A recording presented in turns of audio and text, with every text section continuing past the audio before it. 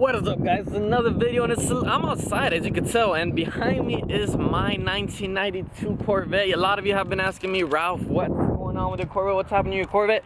And today, I'm gonna take you into a little bit of history on this Corvette. This is pretty much gonna be a review of my 1992 Corvette that I absolutely love and hate all at the same time.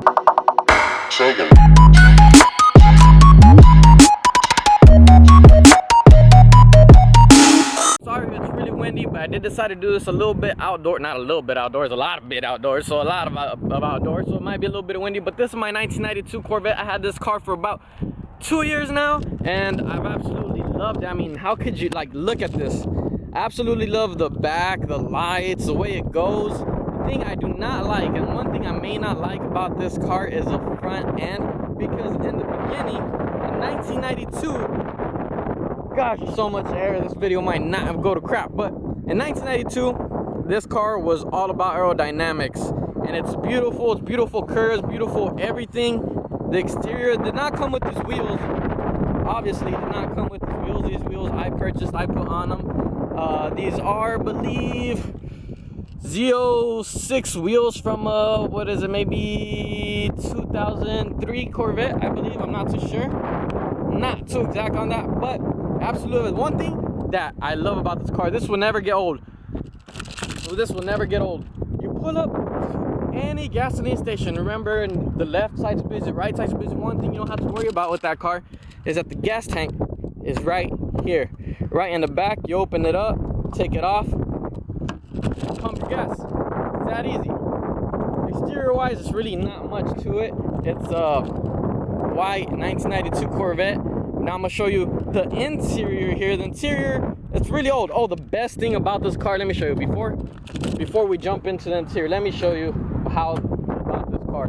A lot of you may not know this, but 1992 Corvettes hoods, many Corvettes actually, a lot of Corvettes open the same way as this. At least their hood does. It doesn't open this way. It actually opens the other way. It opens out, which is extremely awesome, I think. So I'm gonna show that to you guys real quick.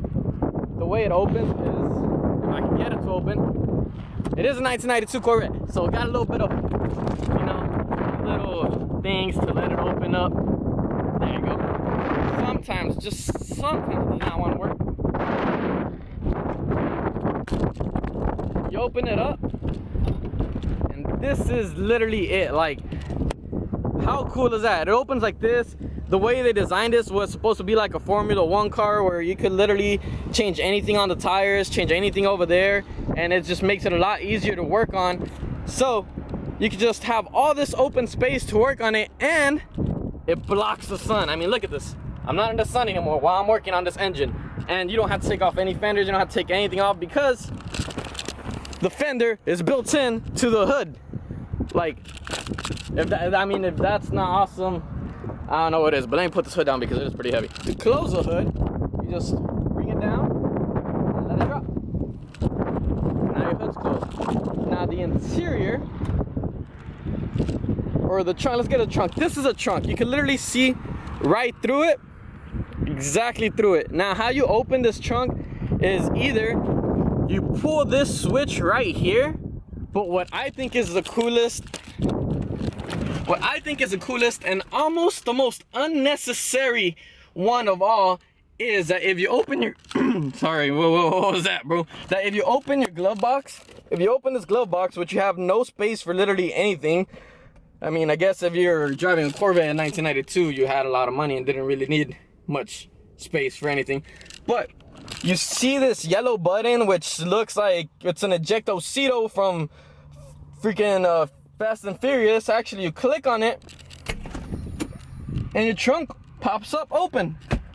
Now that's cool, you could open it from the inside, but to close it, you still gotta go outside, because there's literally absolutely no way to open the trunk from the outside, or the hatch from the outside. There's no keyhole, no anything. There's literally no way to open it.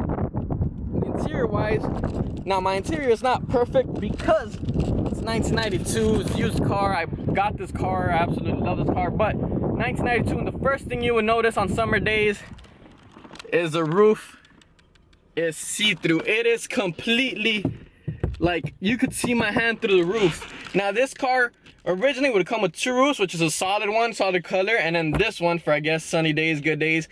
And it makes it cool because you could see outside and everything, but during summer it just beats down, and these leather seats get so hot, extremely hot. It's horrible. Another thing is that if you look here at the dash, I mean, I have a different stereo, so this is not the original stereo. I took it off. But if you look at the dash, it told me this does not look like a cockpit. It just feels like you're driving, like, I don't know, it just looks like you're driving a spaceship pretty much. Everything is towards you, everything is about the driver, nothing is about the passenger. If anything, the passenger is actually excuse my floor, everything's dirty, but the passenger's blocked off by this. Like, the passenger has no access to anything. All the access is for the driver only. And probably the coolest part about this car that I found extremely cool, that not many cars have anymore, and later is gonna be super cool, is that when you open, you turn on the car, right? And you go to turn on the headlights, they flip open, flip close. Like, how cool is that?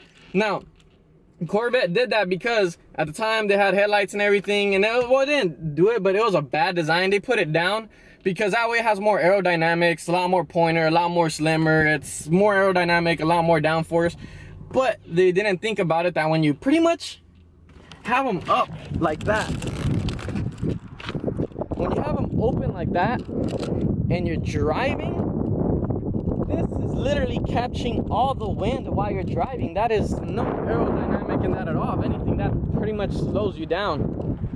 Now, another cool feature about this car, turn off those lights and turn off this car, is that everything, your horsepower, your cubic foot-pounds of torque, everything is on this plaque in the center console.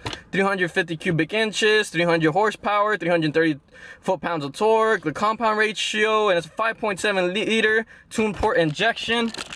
Literally everything about this car is literally right here in the middle for you to pretty much see and read. So that's pretty cool. Now let's actually turn this car on and see how it sounds.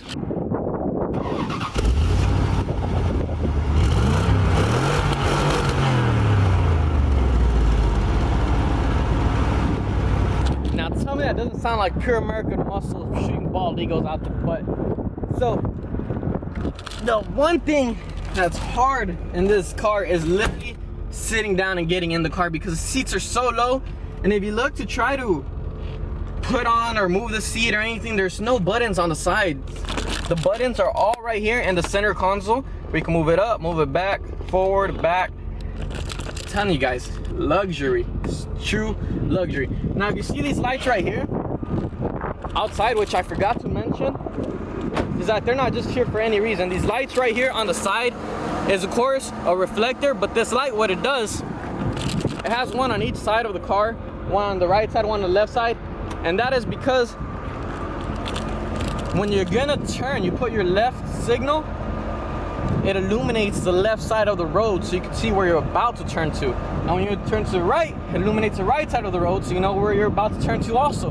Like, that is innovation. That is pure luxury in a 1992 Corvette. Now the lights turn when you turn, but before, this Corvette would illuminate your path. Now let's take it for a little drive. Why not?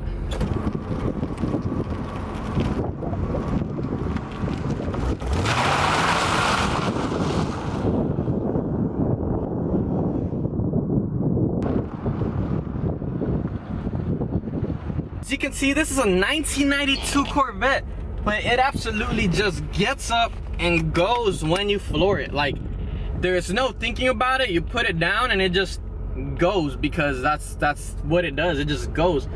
So let's go ahead and put that in drive one more time. And you're just in a cockpit here. No matter what you do, like, it just goes. Let's turn a little bit right here.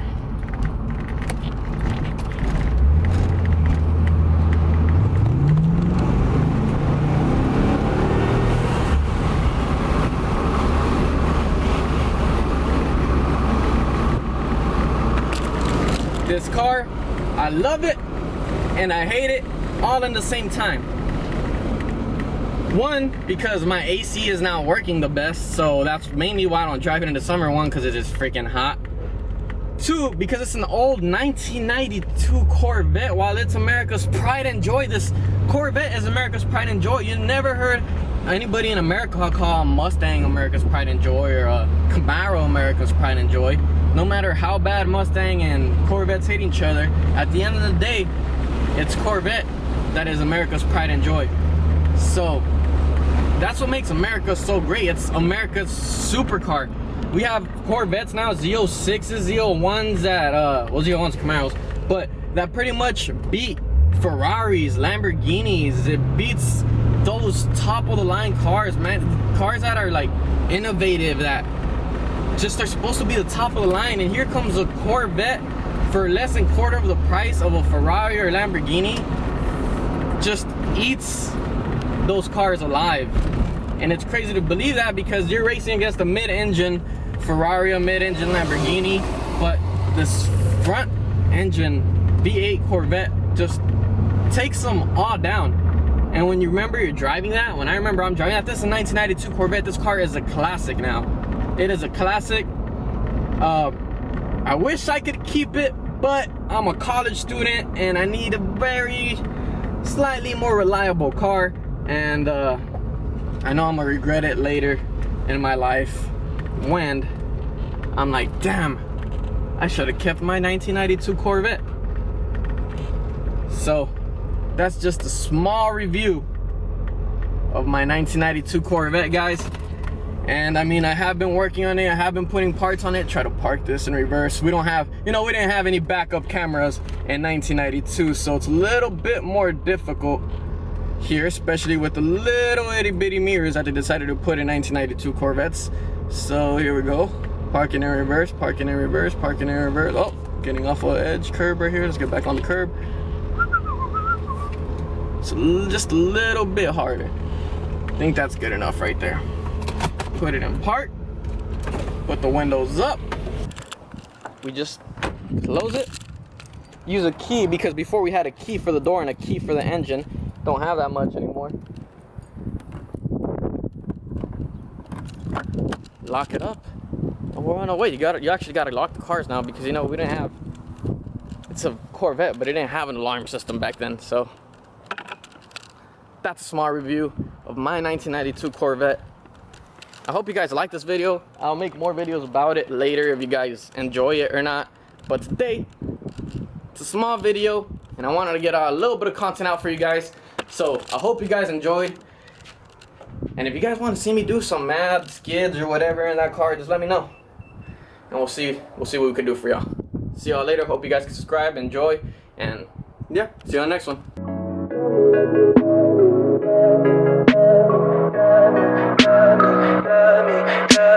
Tell me pretty lies, look me in the face. Tell me that you love me.